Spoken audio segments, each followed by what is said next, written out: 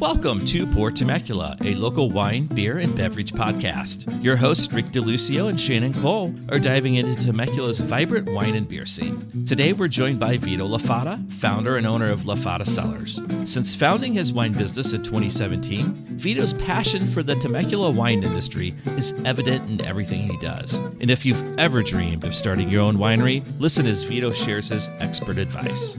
Let's dive into his journey. Welcome back to Pour Temecula, or if it's your first time listening, thank you. We're your hosts, Shannon Cole and Rick DeLucio. Rick, what have you been drinking lately? My wife and I, we visited a few Temecula wineries relatively recently. Akash, which my wife is like, oh, what's your favorite one to go to? And I never say Akash. And then in the car, she was like, we always go to Akash. And we do always go to Akash just because we know people there. And the wines are generally really good. And it's a quieter area of kind of the Temecula wine route. And then we went to Julie's Dream, which neither of us had ever been to before. When we moved here, it was called Alex's Red Barn, and it closed right after that. And so we went down there, and they had, my wife really enjoyed, actually it was enjoyable too, a Vidal ice wine that was actually from Ohio. And that was really good, really yummy. And then we ended up going to Halter Ranch, which was, strangely enough, also the first time I had been there since it had changed hands from Hart. And then also, there have been a couple winemaker tastings recently at Two Travelers Wine Bar. The one that was a couple weeks ago was with Mark Verlaine of Made by Light Wines, and that was a really interesting. They have some Nero di Avola amongst other varietals that's out kind of closer to the ocean, about 8 miles from Temecula in an area called Deleuze. And if you're listening to that and know where it's at, then I don't have to explain it to you. It's on some volcanic soil, so that's really interesting because Nero di Avola is from Sicily, which is volcanic soil. It was a really nice rosé of Nero di Avola, and then a dry red wine from Nero di Avola. I just thought they were really interesting wines. I really liked that rosé. That was really good. I thought so too. Other people, it's not your crisp Provence style rosé, which some people would have preferred. But I do like something with a little fleshiness to it, some body to it, and it definitely had some fruitiness to it. That kind of Italian cherry fruit made it really good. And then recently we had Ace Winery that was at Two Travelers, and oddly enough, I'm not a big fan of Temecula Cabernet Sauvignon, but Dirk Ice really nailed this version of the Cabernet. So it's a dialed down, I think, just over 13% Cabernet Sauvignon, and you get more varietal character. He uses neutral French oak for the most part on all of his wines, and it just really, I thought it was delicious. It's on the by the glass menu now. I've seen at Two Travelers. So it's delicious. And then also just last night I had a Windy Ridge Hard Apple Cider, which was made by the original owners of Oak Mountain. Now that they sold out of Oak Mountain, they're kind of concentrating on some other things. One of them being hard apple cider, of all things. It was really good. It's kind of like that really sugary sweet, but kind of like an off dry style hard apple cider. So it was nice and refreshing. And then also we had the King of California beers, Pliny the Elder. Love that. Which is which I just talked about at the end of episode 2, featuring Rob Grissel, part 1 of the interview with him. Shannon, what have you had lately? I have been diving into Beaujolais as a region. I joined they call it Beauj Box. It's a Beaujolais club, and you get a bottle of wine from every crew in Beaujolais. And we've been drinking, tasting, comparing. So I've had a lot of Beaujolais. And for those of you who don't know, the Beaujolais is the region in France, and Gamay is the grape. Any particular? I think you were telling me before they send you something from all the crews, and there are 10 crews in Beaujolais. Were there any of them that stood out for good or bad reasons? I think the The 2 years that I've done it, I feel like I've preferred the ones from Fleury the best. Morgon is also, can't go wrong there. A little bit darker of a version of a Beaujolais, but I really like those two styles. And then Moulin Avant as well. I really enjoyed that. I did have one that was a 0-0 wine, which we'll definitely talk about during our natural wine series. But basically, they don't do anything to the wine. There's no sulfites, no preservatives, nothing. And I've had 0-0 wines that were great the next day after you open them. This one did not last. It was disappointing. It was great the day I was drinking it, though. Yeah, which is what we were talking about before we started recording, was that is a very scary thing to think about, that somewhere in the world that wine is being poured in a wine bar by the glass. Someone's, a lot of wine bars, the wine may be opened the day before and then, capped or vacuum sealed or whatever that specific place does to preserve the wine, and then served the next day. Usually, I think most by the glass are like 2 days tops, kind of standard industry, maybe 3 days, depending on the type of wine. But it's scary to think someone's being served a really nasty style of Beaujolais.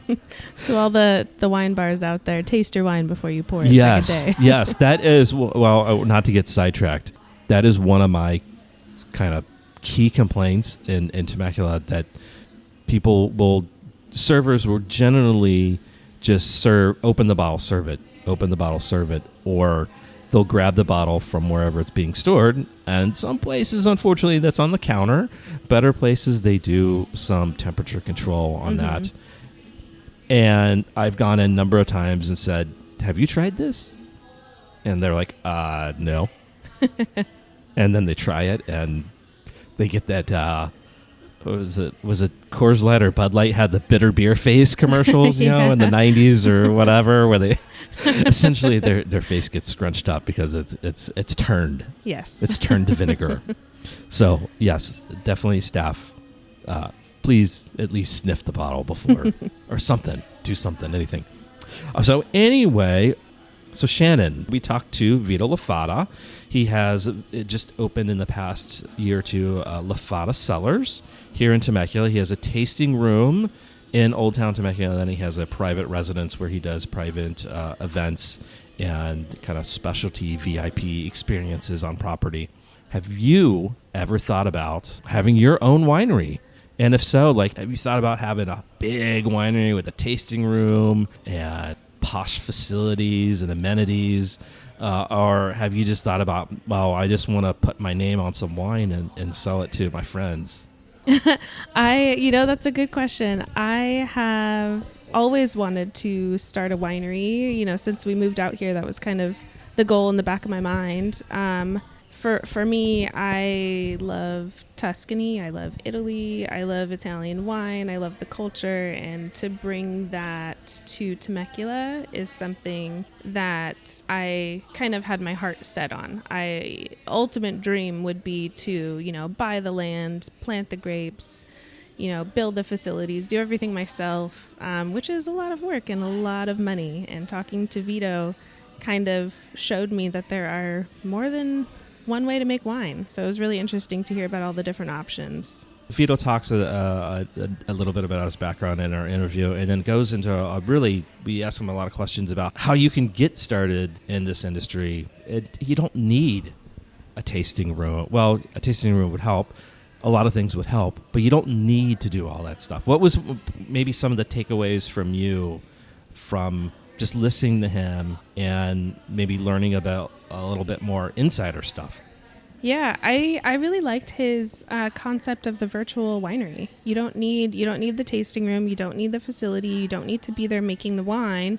One option is to buy wine that's already made. You obviously taste it, make sure it aligns with what you're doing, and you get to create your own brand, your own label, put that on there, and start selling from there. It's the most cost-effective way to start that up and get your name out there and get your business going. And in the meantime, that's, you can work on planting your grapes, buying your land, building your winery, whatever else your ultimate goal is. But I thought that was a really interesting way to get started. Yeah, and a lot of people who do get started out here will do exactly what you said. They buy land, they grade it, they do everything you need to do to plant, then wait, then wait, then wait. Wait some more. Wait some more. And guess what you're losing at the same time? Money. There's no money coming in, and I assure you there's a lot of money going out. The other thing that I don't think a lot of people know is not included in sort of the fantasy of owning a winery and doing all this are the different regulations and hoops and government controls that you have to jump through just to open a place. It's crazy. Yeah. Even what's written in rules and regulations, there's so much more even past that. Yes, and when I was at Julie's Dream, there was this giant door that was next to them, and my wife was like, what's the door for? What's the giant door for? And they were like, well, we had initially planned to have a bigger tasting room, but we needed it was an older building, and they, instead of ripping it all down to the ground, they rehabbed it, and they were going to attach another building to it. Well, 2 years later, they still haven't got the proper permits. And I hope I'm retelling this story correctly, but they have not got the permits after 2 years, and are still waiting for the clearance from Riverside County just to attach another building. And I think it's a lot of those things that I've heard over and over again. Someone Jordan Parker, who you've done tasting classes with, and you did WSET level 3 with, I think, right? Yeah. He recently opened a tasting room and winery, and I think at some point we'll probably sit down with him and ask him some of these questions, just the number of things that he's had to jump through over the years. Yeah. Just to get the doors open. Yeah. It'll be interesting to hear his story starting a commercial winery in Temecula from scratch, basically. So after we talked to Vito, was there anything that you walked away from that conversation with that you think you can kind of apply, like in the next definitely short term, next year, 2 years? I actually went home and told my husband all about everything that I had learned from Vito, and I told him there's more than one way to make wine, and it has kind of given me hope that we can get this started, because we've been looking for land, and we've just not found the right spot, and it's really inspired me. So I'm really going to deep dive into kind of the different options that he mentioned and figure out what we can do. That's awesome. Let's see what Vito La Fata, founder of La Fata Winery, has to say about how you can go about getting started in the winery business. Cheers. Cheers. Shannon and I are excited to welcome Vito La Fata, founder, owner, and chief storyteller of Fata Cellars. In 2017, Vito and his wife, Anna, planted vines on their Temecula Valley property, where they still host private events and intimate wine experiences. In 2023, they brought their vision to Old Town Temecula, opening a sleek and modern public tasting room. Vito, it's great to have you with us. Great to be here. I'm excited to have this conversation. All right, for those who aren't familiar with you guys, with Fata Cellars, can you give us a bit about your background and what role wine has played in your life? Yeah, we go in background like back in my days when I recognized I was unemployable. I should never have been anywhere besides in my own business. No. Well, what did you do before wine? I mean, but you weren't. I assume you were always businesses. I mean, if I go back through, I was like, I did all the things that were expected of you when you were growing up. Go to college, go to this, that, get into the corporate America. But then I realized I am unemployable, and I had to start my own businesses. And I started gyms, this, that, and I parlayed each business. As I started to crack the code of each business, it all eventually led to, how do we finally do something with the wine business that would have helped if my father could have seen one dream come true in his life, it would have been to have a wine business. He made wine in our basement with my uncles and my grandfather. So I've been around wine, by the time I was a child.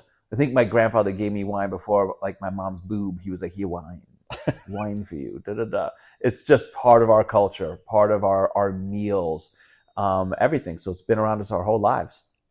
Did you get to make wine with your your father? I mean, I was 6, 7, 8 running around. There's old 8mm footage of me like popping up, seeing what the wine is, and then like a big ladle come swinging at me to eat some of the grapes though? Oh, for sure. Was your dad upset, or he's like, whatever, No, I got more? Yeah. I mean, back then it made them happy.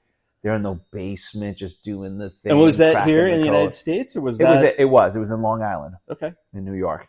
Okay. So how did you go from that to basically where we're at today? You opened a winery, you planted vines. Mm-hmm. Now you have this tasting room. How did you go from, I think you wrote down that it was the back of a note card? Yeah. And what was on that note card? In 2000 it's a little lost whether it was 08, 09, but I remember I had, that's when I owned gyms and I was buying my ex-business partner out and I lost my house. I was bankrupt and we were at a mastermind event and the guy was doing this thing like, hey, write down your dream as if there is don't think about where you currently are. Don't think about what you currently have, etc. And I was like, well, hell, if that's the exercise, one day I'll be living in Tuscany. I'll have a freaking Tuscan style home. I'll have a vineyard. And I wrote out the whole freaking dream back then on the back of a note card. It just took until 2017 to begin it and move through it from there. But the way we really got going is to start understanding the roles and realities of what it takes to make a wine business successful. And those are things that we talk to a lot of people about today because it's easy to have the revered dream of being in the wine business. It's a very different thing to understand the roles and the realities and the things that have to happen to make it something that you can actually earn with and be successful with. So, we had to navigate a lot of waters to go from that day to here. Did you know anything about the wine business prior to that note card? No. Prior to the note card, nothing besides I love drinking wine type thing. That's it. It was probably even like when we started this whole thing, I didn't know crap about it because all we really did was see like our property that we have over off of in Temecula and Di Portola. We saw the vision of turning it into a vineyard and then kind of what we would do with our other brands on the property before we really understood what we do with it in the wine industry. And then when we started to get into the wine thing, we found all the help along the way about how to plant it, what grapes to put in the ground, etc. But then all of a sudden when it became down to, so what's the model of how you make money with it? That's when you run into the first roadblocks and the first realities. Because, what were we being taught? We were being taught, plant the vines, make the grapes, sell them to the wineries. And when I kind of started learning that model, I was like, that sucks. Is that really the reality of what you do there? That forced us into, we got to go figure out more about the wine industry. Otherwise, I would have went to what's kind of considered like, it's the lowest common denominator of like, everybody can do that, but it's not a plan if you want to be like, I'm trying to build brand, I'm trying to build business, I'm trying to make money in wine. Was it always the dream to be here in Temecula? Or did you think about... Well, no, that note card dream was Tuscany, when I truly knew nothing about the realities of, can I actually live there? Can I make it? This, that, etc. Then... Well, in all fairness, people do say that Temecula is kind of looks a bit like Tuscany. Yeah. I mean, I'm completely satisfied with the fact that I'm like, our home is a Tuscan style looking home. Where we live looks like Tuscany, that I'm like, I fulfilled it. It's just not Tuscany. Well, so your dream was close. That's exactly right. And that 1% difference, who cares? We're happy. But no, it was first, I mean, obviously like, the note card dream was Tuscany. But then when we discovered Santa Ynez, that's when my wife and I first thought, hey, let's move here. Let's get involved out what's happening in that region because we truly love that. We found it on our honeymoon. But then the way I was still traveling, presenting around the world, and she was still hosting Pop Sugar Fitness back at the time, she needed to be near LA and I needed to be near airports. And Santa Ynez ain't near either of those things without us being like, this is truly inconvenient. And then Anna's like, remember when we got married? Because we got married out here. I'm like, man, I don't know what's Temecula like? We went on Zillow and you're like, how much house? How much land? Let's go. And we came out here and never looked back. So you're making wine from vineyards on your own estate here in Temecula. Yep. And you also have a fair amount of Santa Ynez fruit. Fair and amount. maybe some other places. I'm not really sure. Doesn't really matter. But was that always kind of like what you thought you were going to do? Or did you just realize that you had a pivot? No, I mean, so I originally, back to like, if you go like, I thought I'm going to grow grapes and I'm going to sell it to the wineries. And then you realize that that model sucks. And then I was like, okay, can I make it myself? And in the sense of, we had planted Syrah to begin with, and then we added the cab. So I'm like, okay, I'll have 2 wines, was my thought process, right? And in having those 2 wines, I'm literally like, okay, that'll be the business. That'll be the brand. I'll produce those 2. And when I started to get towards like, how do you go really make more money with this, especially considering I have 3 acres of this, it was the mentor that came in and he's like, so you thought you were going to get in the wine business with 2 wines because you're not the big guys that can roll out one unique wine or something like that. If somebody comes in and is like, you got white? And you're like, no, I got Syrah and Cab Sauv. He's like, what are you going to do? And I was like, all right, I didn't think through that. And he's like, what about sparklings? This, that. He's like, you didn't think through what it means to truly provide a collection and to build member base and to make revenue models go that we were like, oh, damn, we did not think through that. And then he asked me when I was just like trying to be like, hey, I'm going to like source and grow grapes from here, this, that, or like find people. He's like, is it about Temecula wine for you? Or is it about grape wine for you? And I'm like, well, it's about grape wine. Because I'm like, I've experienced wine all over the world. I love traveling. So he's like, so then it doesn't matter if it's just Temecula. I'm like, no. Then he's just like, well, then let's open up other regions. And that's how we went to Santa Ynez. And we are investigating Napa, Paso, other places, because a good grape turned into a freaking great wine is all we care about. Absolutely. So now you're 15 years in, and you've built a wine business from ground up. When we talked, maybe it was 15 years in where? From your dream. Oh, from gotcha. Initial note card. Now you're ingrained in the wine business. You've started a winery. You have a lovely place. And when we talked a couple of weeks ago, you mentioned that your passion was also helping others get started on the same path as you. So I know from what I've done in selling wine in the past and just being a wine nerd, like so many people around here have asked me, like, what grapes should I plant? Like, how do I make and sell wine? Like, how do I get rid of this wine? Can I turn my vineyard into a business? So kind of with that in mind, can you walk us through some of the different paths and models that someone can get can live out their dream in a much more efficient way than kind of all the travels that you had to go down? How much time do we have for this? Because, there's a lot of, there's 3 key forks in the road, right? Because the first thing I would say to a person, you can recognize you do not have to grow the grapes and the vines and have the land yourself. That's the notion that everybody has. That's the longest, most expensive way to do it starting out. Where today, if you know, like the Shiner market, the bulk wine market, and the custom crush market, those 3 are how you can get in much faster without having to own the land, own the property, buy all the barrels, do all the things, etc. Well, if you do crush, you still got to buy barrels. But so it's a matter of then you start to disseminate down to a person some of back to what I shared with you before, roles and realities.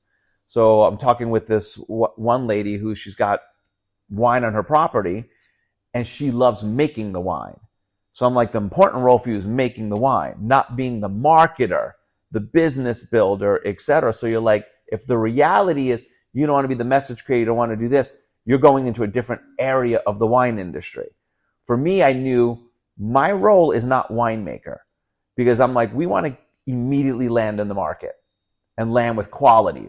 Imagine waiting for my skills to get good at winemaking to launch the brand. So, because I studied who, not how, right? I'm like, who will be my winemaker, not how does Vito make wine? So that allowed me to start then pursuing these other avenues. I just wish I had known them sooner. because a lot of people don't know what the Shiner market is. They don't know what bulk wine is.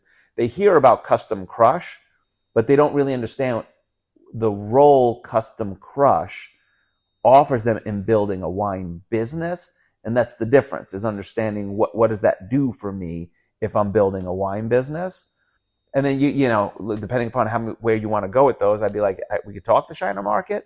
And why is that important? Bulk wine, why is that? Custom crush, because all of them have their pros and their cons.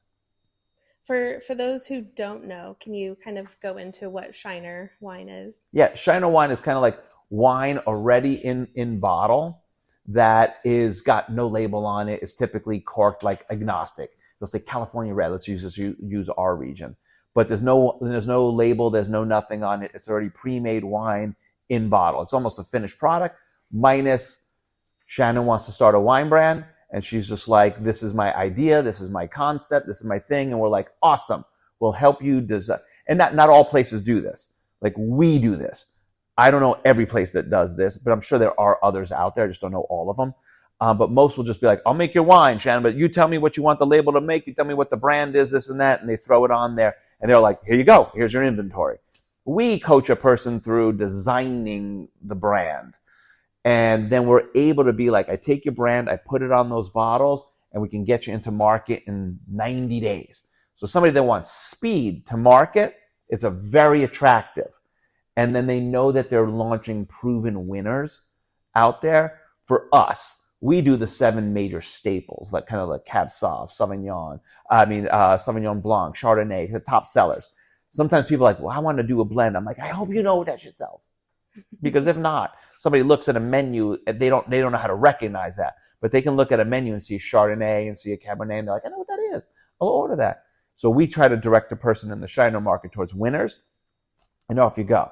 So, you know, the pro of it, fast to market, less capital needed, but you don't have as much control or really any control over the flavor profile of the wine.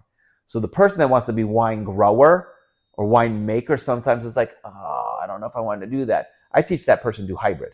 Do a little bit yourself, take a little Shiner to help launch the brand, off you go. So just wine and bottle, no label, that we put your label on it, and now you have your product in the next 2-3 months.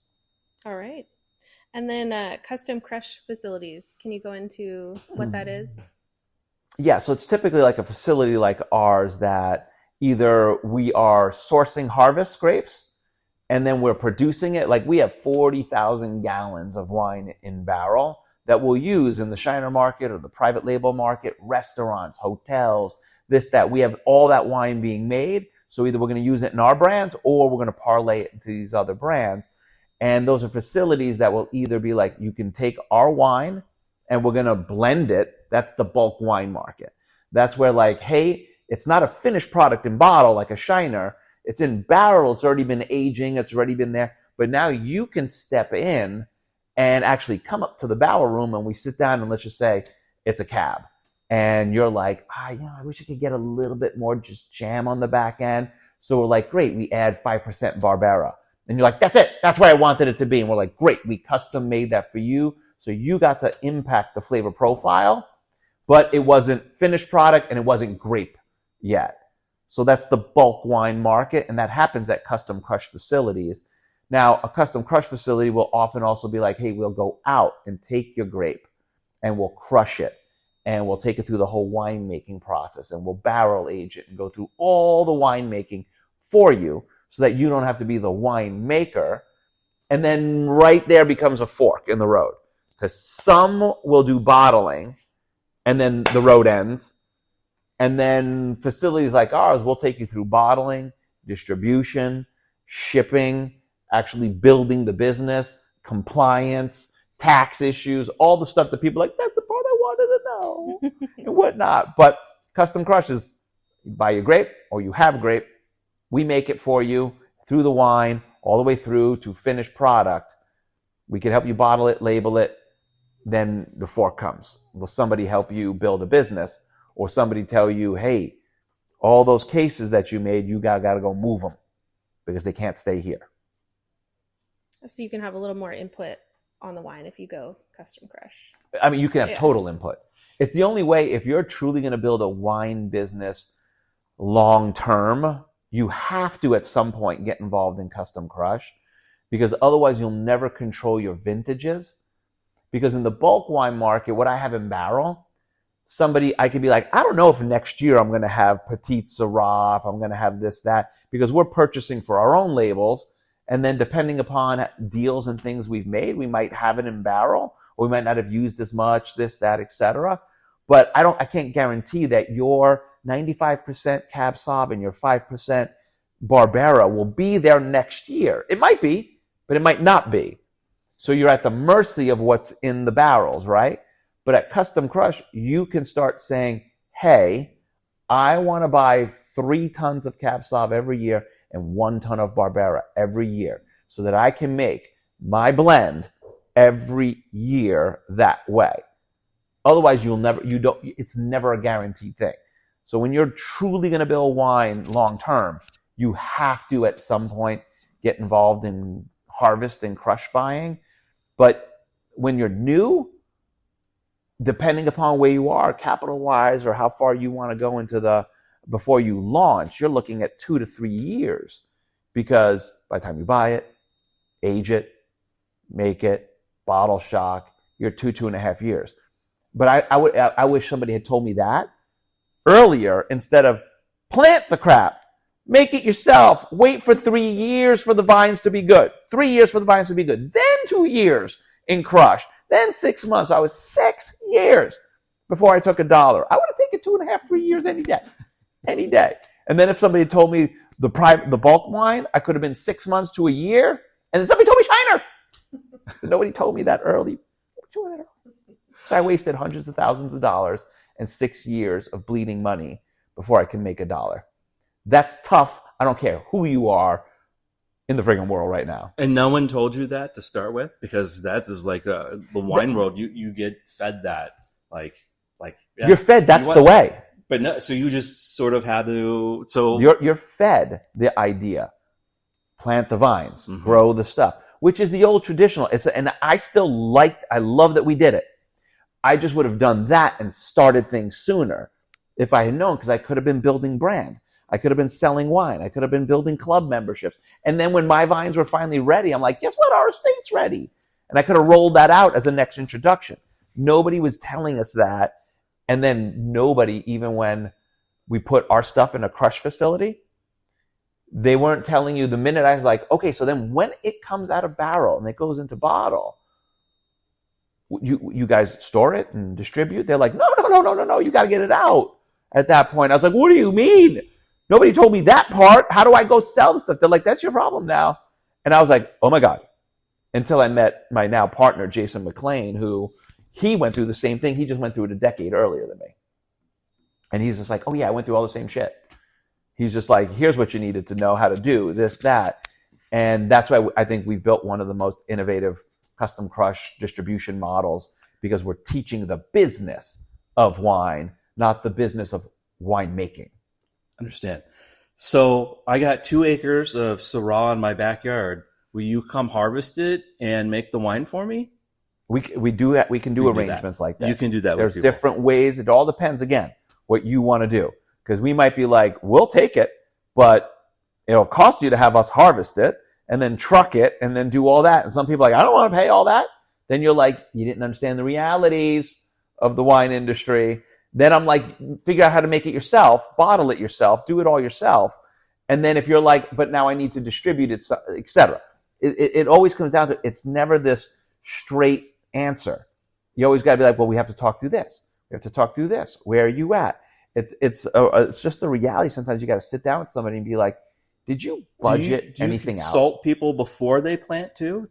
We try. If I could get people that early on, I got this guy from Georgia that we're talking to right now, that I caught him where he's just like, I planted, I bought farming equipment. I didn't buy farming equipment. I was about to buy the winemaking equipment before I met Jason. He's like, I have it all. You don't need to buy that crap. But this guy bought farming equipment, did all that. And he's just like, then whatever happened with the year, they got like a blight or something out there. He's like, it's ruined, this, that. So he's like, I'm a year behind in this. I spent $400,000 on all this. And I'm like, oh, you were me in 2019. Because I'm like, we could have gone to market this much faster. We could have gone to market for 50,000 to 100,000 instead of 400,000, and you still don't have a product out in the market. So if I could catch somebody that early on, I'd love to. But it's not always what happens. Instead, you get more today. The person that is sold on the sexy idea and they want to start, and they're hoping for like the consignment model. They're hoping they don't really know what a shiner is. They're just hoping, I see consignment models in other businesses. Does it exist in the wine brand, in the wine world? You get more of that. It's the influencer that wants to bolt wine on. It's the person that's dreamed about it, and then they're doing the research to be like, what are my options, etc. We try to catch them there.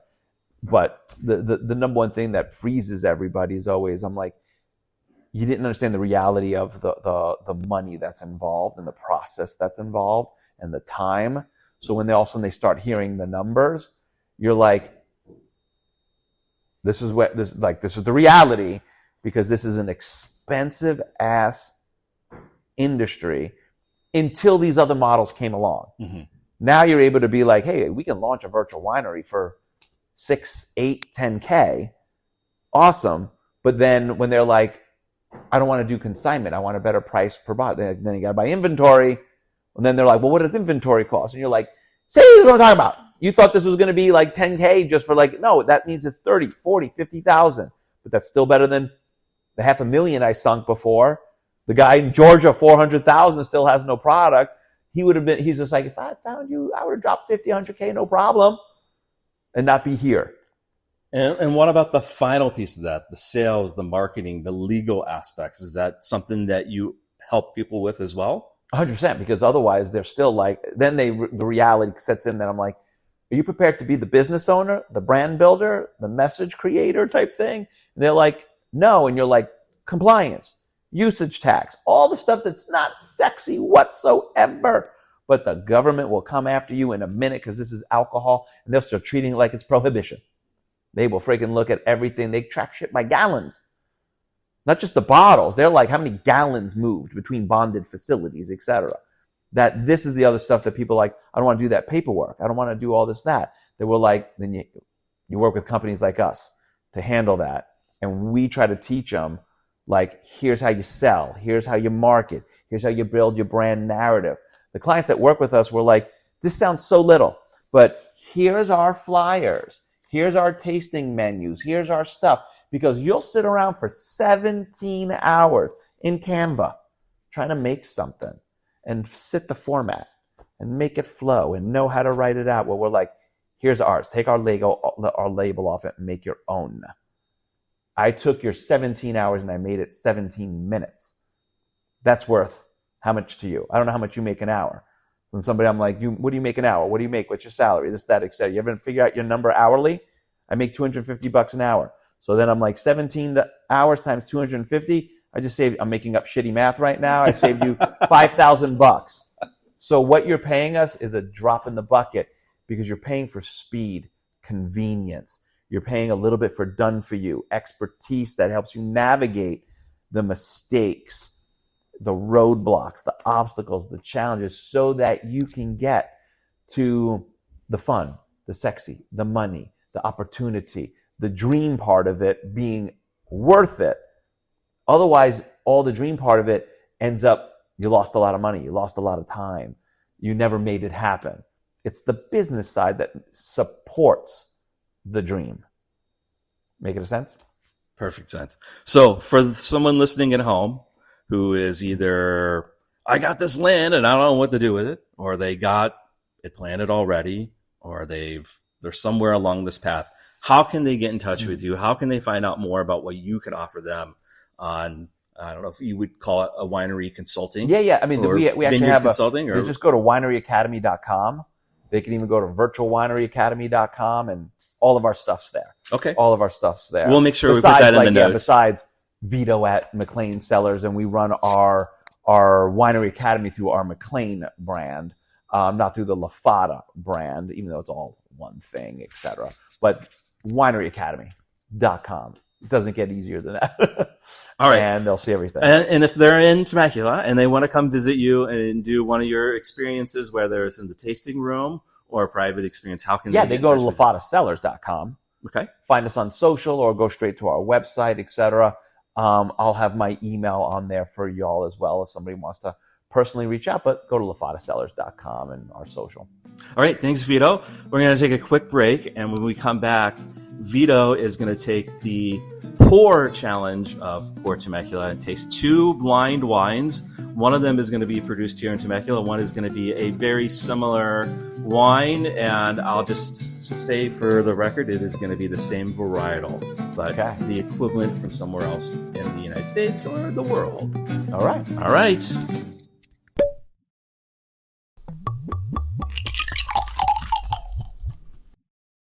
We are back with Vito La Fata, who's here to take the pour challenge of Pour Temecula. He's got 2 wines. They're both red wines. They are both from the same varietal.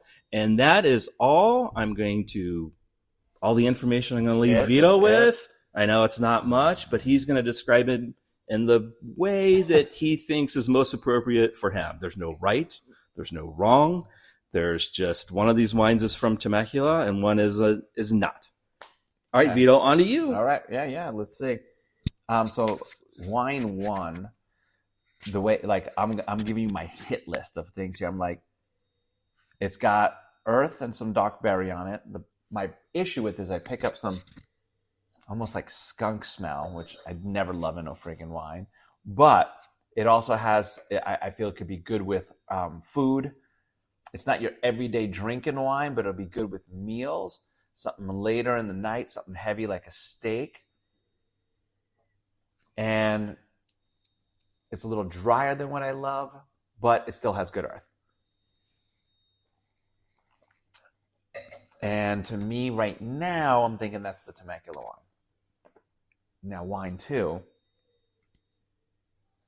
has more jam, a little more spice, dark berry, lighter earth. This is definitely a wine I'm into a little bit more. Because this one I could freaking see myself drinking, sitting back in the gardens, overlooking a good vista. And it's a little bit more fun, a little bit more punchy, got a little more jam to it.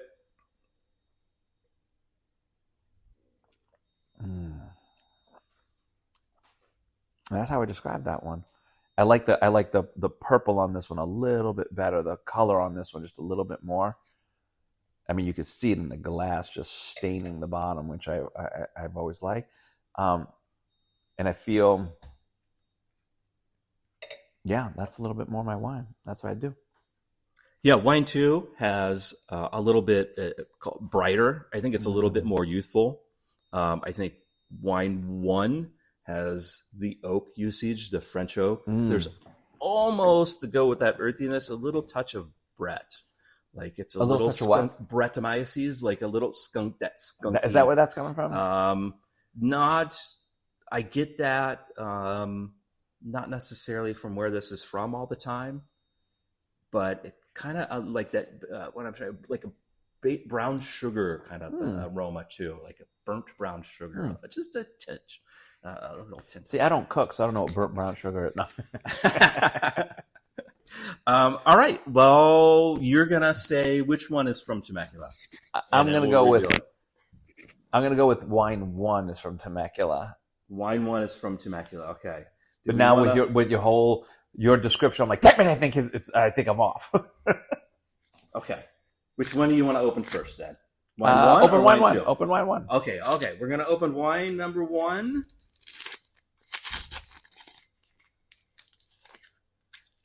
Oh, but before I do that, do you have any insight into what varietal we have here? I didn't go that far into my thinking. I'm going to go with... Would you go with a Bordeaux varietal? Yes. You would go with a Bordeaux? Yes, just because I think you're leading me astray, but that's fine. No. All right, here we go. Well, first up we have from Spain, from Rioja, is a Diostares Graciano. Yeah. So, what do you think wine 2 is, Vito? Yeah. What are you thinking? So, if it's a Graciano, And if you're pulling on me, if that's my Graciano. Yes.